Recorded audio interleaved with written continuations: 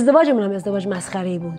برای اینکه یه سالی فرهاد اومد آلمان، مثلا 9 سپتامبر ما اجرا داریم، ویزای فرهاد 30 آگوست اکسپایر میشه. بعد گفتم ایوا تو که باید برگردی. بعد گفتیم خب تمدید کنیم، دیدیم تمدید نمیشه. من یه وکیل زنی داشتم، زنگ زدم گفتم ببین اینجوری شده.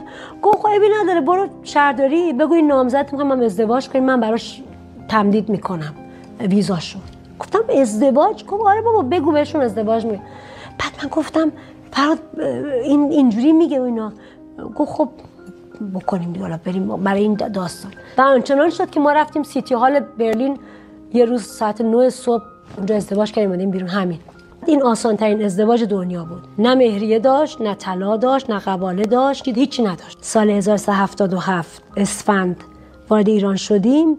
اولین باری بود که البته بازم تو اتاق پذیرایی خونه مامان فرهاد میخوابیدیم یا خونه مامان من میرفتیم.